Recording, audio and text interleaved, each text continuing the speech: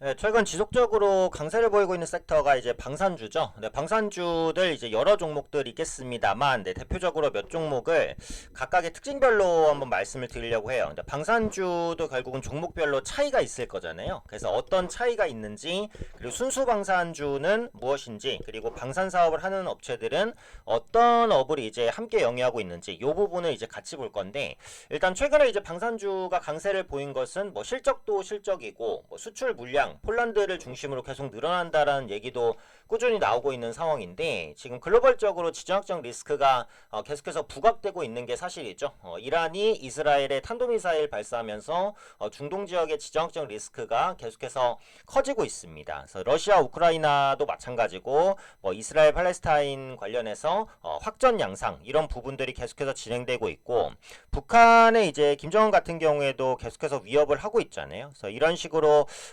지정학적 리스크가 확대가 되다 보니까 방산주가 갈 수밖에 없는 좀 여건이다. 이렇게 생각을 합니다. 국내 대표 방산주 현대로템, 하나에어로스페이스, LIG 넥스원 이렇게 이제 잡아볼 수 있을 것 같은데, 각각 종목의 특징 간단히만 한번 살펴보고 갈게요. 일단 요 정도만 아시면 이제 이 기업들의 중요한 내용은 다 안다라고 보셔도 될 것 같아요. 그래서 현대로템과 하나에어로스페이스와 LIG 넥스원 한마디로 이제 딱 정리를 하면, 현대 로템도 순수 방산주는 아니죠. 철도 사업과 이제 방산 사업을 두 개를 같이 영위하고 있는 업체가 현대 로템이고요. 하나 에어로스페이스도 역시 순수 방산은 아니죠. 네, 방산 사업과 우주항공 사업을 같이 영위하고 있는 업체가 하나 에어로스페이스고요. LIG 넥스원은 순수 방산 업체입니다. 그래서 방산 부분 하나만 보고 투자를 하신다라고 한다면 LIG 넥스원이 좀 더 유리하겠지만, 다른 두 기업은 방산 이외의 모멘텀도 같이 가지고 있다. 이렇게 보시면 될 것 같아요. 일단 현대 로템부터 보면, 그 로템이란 이름 자체에 철도 사업을 영위한다라는 의미가 들어가 있습니다. 그래서 우리에게 익숙한 KTX 산천을 개발한 게 바로 이 현대 로템이라는 회사고요. 국내 열차 시장을 사실상 독점하고 있어요. 그래서 국내에서 뭐 KTX 뭐 선을 늘린다거나 새로 제작을 한다거나 정비를 한다거나 했을 때 일단 기본적으로 실적이 좋아질 수 있는 기업이 바로 이 현대 로템이라고 보시면 될 것 같고, 중요한 게 이제 매출 비중인데, 이 레일 솔루션이 이제 열차 부분입니다. 열차 부분이 40%대, 거의 절반이죠. 그리고 디펜스 솔루션, 네, 이게 방산 부분입니다. 이 부분의 매출이 40%대, 그래서 방산과 철도 부분을 반반씩 영위하고 있다, 매출로서. 이렇게 보시면 되겠고요. 현대로템의 대표 제품은 뭐냐? K2 전차입니다. 워낙에 많이 들어보셨죠? 그래서 K2 전차 수출 얘기가 나오면 현대로템 이슈구나, 이렇게 보시면 될 것 같고, 특히 폴란드가 한국에 K2 전차를 대규모로 도입을 하고 있어요. 근데 국내 방산 업체가 해외에서 강점을 갖는 대표적인 이유는 뭡니까? 첫 번째는 가성비입니다. 가성비. 다른 방산 업체 뭐 제품 대비 뭐 미사일이 됐든 전차가 됐든 전투기가 됐든 가성비가 좋다. 가격 대비 성능이 높다라는 거고요. 두 번째는 납기를 잘 지킨다라는 거예요. 언제까지 주겠다라고 하면 그때그때 잘 준다라는 거죠. 그래서 이런 부분들 때문에 K방산이라는 얘기가 붙었죠. 이 K2 전차의 수출 가격은 국내 납품 가격의 두세 배 수준으로 해외에 팔립니다. 이게 되게 중요하죠. 한국에서 K2 전차가 100억 원이라면 폴란드에는 200억, 300억의 수출을 한다라는 거예요. 그러니까 기업의 수익성이 당연히 좋아지는 거고, 이 방산이라는 게 수출을 한 번 한다고 끝나는 게 아니고요. 그 뒤에 관리가 또 필요합니다. 그리고 무기나 이런 것들을 수출해도 쓸 줄 모르면 소용없잖아요. 그래서 그런 부분들을 패키지 솔루션 형태로 제공해요. 공짜로 제공할까요? 그렇진 않겠죠. 그건 역시도 돈을 받습니다. 그래서 방산 매출 같은 경우에는 원전처럼 후속 매출이 계속해서 발생하는 구조다. 이건 역시도 메리트라고 보시면 되겠죠. 근데 국내 K2 전차 같은 경우 독일산 전차 대비해서 가성비가 높다, 이렇게 알려져 있어요. 국내 방산의 거의 특징이다, 이렇게 보시면 되겠고, 추가적으로 에코플랜트 사업부라는 게 있어요. 여기서 수소 사업을 진행하고 있어서 뭐 수소 충전소라든지 앞으로 수소 사업이 발전할 때 플러스 알파 모멘텀을 받을 수 있는 측면이 있습니다. 또 요게 이제 현대 로템이에요.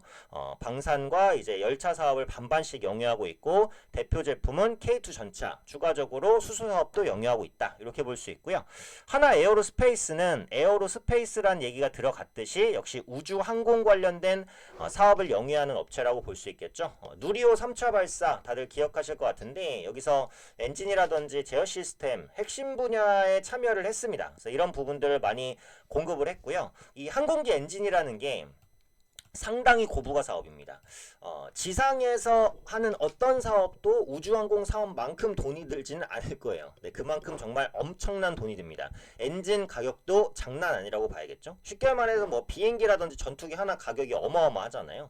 항공기 엔진이라는 고부가 사업을 영위하고 있기 때문에 한국에서 이제 우주항공 관련된 테마가 움직일 때 가장 먼저 움직일 수 있는 종목, 그리고 우주항공청이 또 개청을 했잖아요. 그래서 이후에 모멘텀을 받을 수 있는 부분이 많다라고 보시면 되겠고, 나머지 매출이 방산입니다. 방산 사업 비중이 40%대예요. 그래서 이전에 하나 디펜스와 하나의 방산 부분을 흡수하면서 이렇게 가져갔어요. 그러니까 하나 에어로스페이스는 우주항공 매출 반, 방산 매출 반, 편하게 이렇게 보셔도 됩니다.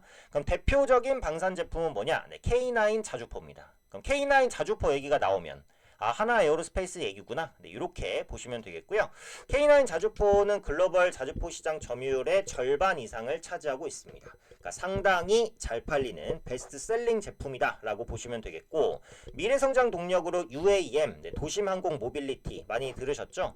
날아다니는 자동차라든지 드론을 통한 배송, 그러니까 시내 안에서 간단하게 빠르게 돌아다닐 수 있는 항공장치, 이런 것들이 UAM입니다. 그래서 UAM 관련된 얘기가 나올 때마다 또 주목받을 수 있는 종목이 하나 에어로스페이스, 이렇게 보시면 되겠고, 마지막으로 진성 방산주입니다. LIG 넥스원 순수 방산 업체라고 볼 수 있고요.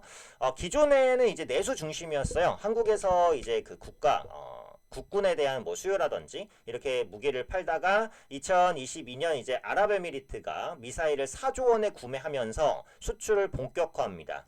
대표 제품은 천궁2입니다. 그래서 천궁 얘기가 나오면 LIG 넥스원이구나, 이렇게 이제 들으시면 될 것 같고, 천궁2는 이제 비행기라든지 미사일을 추격하거나 타격할 수 있는 장치라고 볼 수 있고요. 사우디도 구매 계약을 최근에 체결을 했습니다. 그래서 추가적으로 이제 통신 장비 수출 부분에서도 강점을 보유하고 있는데, 이 군사 장비라는 게 통신이 또 굉장히 중요하잖아요. 영화 같은 거 보면은 무전병이나 이런 사람들도 또 많이 나오잖아요, 군인들. 그래서 통신 장비 수출 부분에서도 상당한 강점을 보유하고 있는 업체고, 이 천궁 다음에 또 주목받고 있는 게 현궁입니다. 이 현궁이라는 것은 전차 잡는 미사일로서 한 발에 1억 원인데 되게 싼 거예요.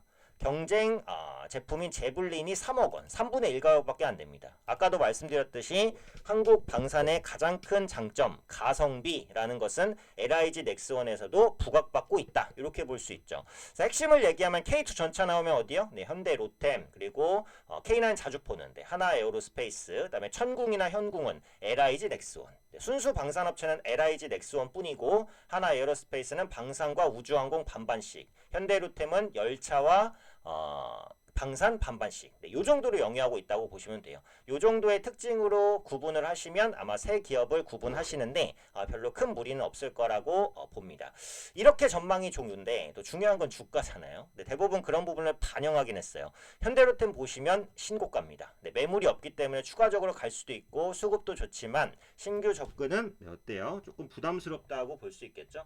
하나 에어로스페이스도 비슷합니다. 분할 이후에 급등하는 모습인데 역시 신고가 패턴이라서 보유자에게는 매물 없으니까 보유지만 신규 진입은 역시 조금 부담스럽다, 이렇게 볼 수 있겠고, LIG 넥스원도 사실 안 봐도 차트가 예상이 되시죠? 신고가는 아닌데 신고가 거의 근접합니다. 매물대까지 와서 요거는 보유하고 계시면 조금 물량을 축소할 수도 있겠네요. 그래서 방산주는 이제 전망은 좋지만 신규 진입이 좀 부담스러운 위치기는 하다. 저는 좀 보수적인 매매를 많이 말씀드리기 때문에 신규로 들어가긴 좀 어렵다. 나중에 이제 조정을 받거나 이런 이슈가 있을 때 보시면 좋을 것 같고, 일단은 요 세 기업의 차이를 이렇게 구분하시면 나중에 공부하고 신규 진입하는데도 어떤 종목에 조금 더 포커스를 둬야 될지를 보시는데 아마 도움이 되지 않을까 생각됩니다.